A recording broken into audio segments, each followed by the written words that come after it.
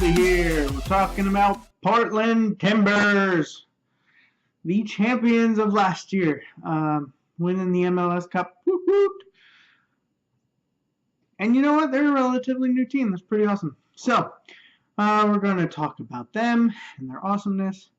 A few players that hard to tell who's going to start. So here we go. Starting off with the goalie.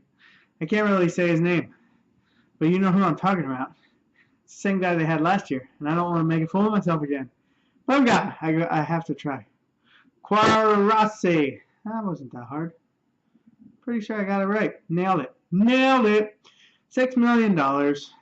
Very good goalie. A lot of people are going to have him on their team this year. Obviously, he took him the whole way to the MLS Cup and won it. Helped out his team big time. I feel like sometimes goalies are kind of like quarterbacks in fantasy football. Either you lose because of your goalie or you win because of your goalie. So, definitely a good option. I know $6 million is more than most goalies, but you get what you pay for. That's what my dad always told me. So 156 points last year, pretty good. And a good line in front of him. I gotta say that. I love the guys in front of him. We're gonna start off with Mr. Nat Borchers, $8 million.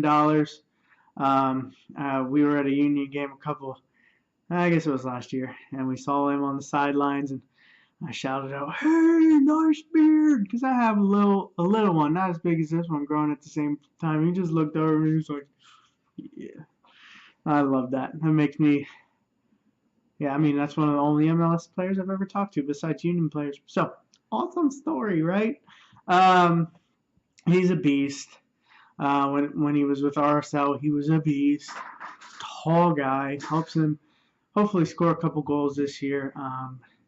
And then beside him, his partner in crime is Ridgewell. Now, he was new to the team last year, and pretty cool opportunity for him to go straight and win the MLS Cup his first year in the league. So that's pretty cool. I did hear a bunch of rumors earlier in the season about him playing out on one of the wings, but I don't think there's anything to those. I'm pretty sure he's going to stay where he is playing right now, or last year, in the middle next to Borchers. So both of them really solid options. I was actually really trying to figure out which one of them I would go with this season, and it had to be Borchers because of the beard thing. So, we're going to move on to our next player, which is obviously going to be Powell. Another really solid fantasy option last year. I'll tell you, I know I always tell you not to pick up guys that play on the outside like wings and outside defenders, but he was one of the guys that would have been good to have last year, and I didn't have him on my team once, but he had 130 points. I know he had assists. Let's find out. Okay, he only had one assist. But he gets up in the attack a lot. And I think when Valeri was hurt, he was taking some free kicks here and there, corners, whatever. So, $7.5 million, though. You're paying for it. You are. You're paying for hopeful attacking bonus, hopeful successful crosses, hopeful assists. I like to play it a little safer with the clearances and interceptions and that stuff. So, but Powell's not a bad option. Like I said, really solid defense. But in our next position, we have some discrepancies between my two websites. And I'm not really sure either. I think I heard earlier in the season that Chris Clute, who's a good player, played with Colorado for a while, is slightly injured, I think, for the beginning of the season. On the fantasy side, when you click on his name, it doesn't mention anything, but so I think at some point in the season he will be the starter, but they also picked up Zarek Valentin, which I don't know if any of you pay attention that much, but he actually played with Montreal the first year Montreal was a team. And I don't think he started all the time, but he was pretty good. And then he went out and played for some other team. He got loaned out. I don't remember the name of the team, but he is actually from my area. And like I told you in another video, my wife is a huge soccer enthusiast. She actually does a lot of goalkeeper training at local facilities and stuff. And she was at a camp and actually met Zarek Valentine and talked to him for a while and said, "Oh yeah, we're season ticket holders for the Union," and blah blah blah. So that was really cool. Really good guy, good player.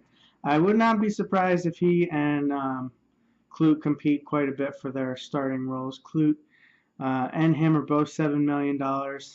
So Valentine might be a pretty good bargain at the beginning of the year. Again, he's outside. $7 million is a lot, in my opinion.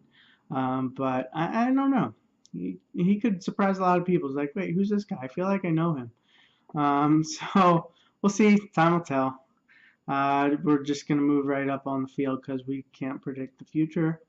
So obviously, one of everybody's favorite Portland Timbers is Darlington Nagbe. He just continues to get better. He really does, and he's won.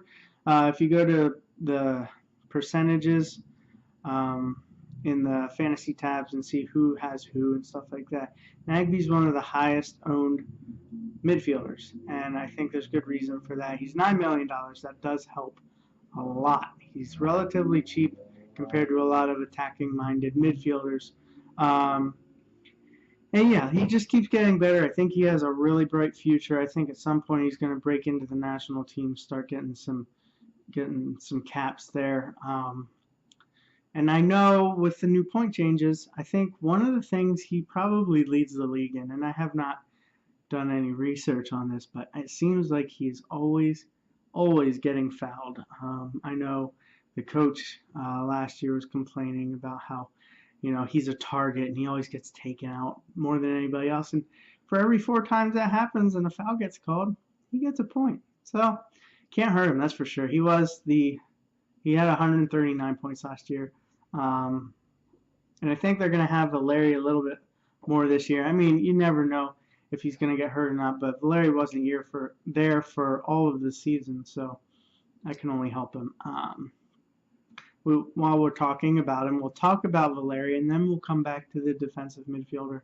But Valeri, since he's been in the MLS, has been one of those guys that people talk about because he is amazing.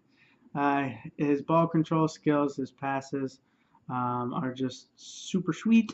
It's $10 million. That's a pretty good price for him, really. He could be one of those guys that was a little more expensive than he is, just because you know what he can do. Again, you're paying a little bit more for a couple seasons ago, but he's worth it. He's healthy right now. So go out and get him while he is healthy. At some point, hopefully not. Sorry, wow, that was just about to be a terrible sentence. Hopefully he doesn't get injured at all this season, and Portland will probably have another shot at the MLS Cup if he stays healthy.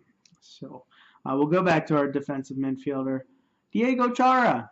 Beastly little guy, man. He doesn't take crap from nobody. He's $8 million.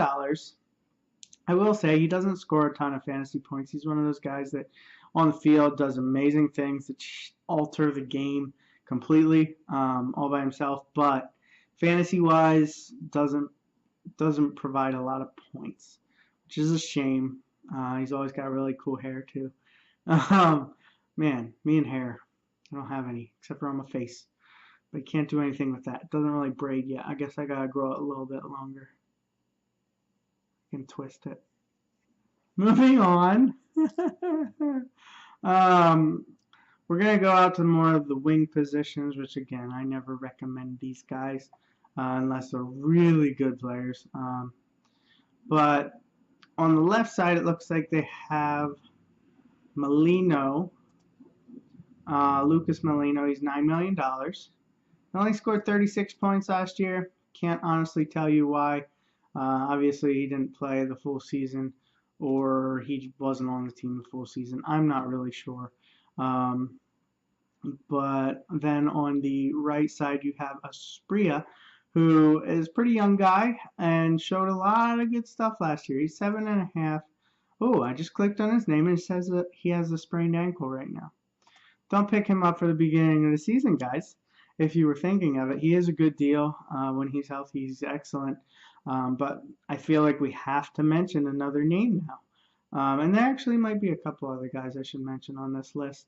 You have good old Jack Jewsbury, who's been with the team since it started. He's 6.5. He's listed as a midfielder. Last year he played back in the defense. And that's not usually a trade you want to take. If you have a defender that's going forward and playing in midfield, that's awesome because he gets closer to goal, has more chances to get attacking bonuses. But you don't want a midfielder that's playing defense. I mean, yeah, you don't get the negative points for 2 goals scored on your team, but I mean, right now Jewsbury's not really an option anyway. I just had to mention him because he's Jewsbury. He's like the base of Portland's team. Also going to mention Ned Grabavoy because he did so much for RSL. He's the same price as Jewsbury. If anything happens to Chara or he needs a break, I'm sure he will have no problem standing in for him. He can definitely hold his own and has a pretty wicked shot if I do remember. We also have Beasler's little brother, but he's not going to play that much. I do want to mention, obviously, Jack Mack. Obviously, I'm a Union fan. I was kind of upset when he got traded away to Montreal, and now he's with Portland. And Adi is a big guy. It's going to be incredibly hard, I think, for Jack Mack to get in and see the field. He'll probably be more of a super sub, but he's $7 million. Don't pick him up until he starts starting. If something happens to Adi or Mileno, when he's in, he will do fantastically. And he might be a guy that takes Espria's spot until Espria is healthy. I don't really know, but I know he pulled off some sick, nasty goals last year, and I know he did well for the Union. So I think he has 1 or 2 call-ups to the national team, but I think it was only 1. But a lot of potential for Jack Mack to do well this season if something happens and he gets broken into the starting lineup. So that is your Portland Timbers. Lots of guys I could recommend for my top 3 on this one. But first off, I'm going to have to go. Well, I didn't even time out again. Sorry, I'm in such a hurry to make all these videos before the season starts. I'm screwing up constantly. Adi the Beast, the big man. He's probably one of the biggest guys in the MLS. And last year, Portland started the season with him, Fernandez, and Urruti. And it took a while for them to figure out who the best guy for the job would be.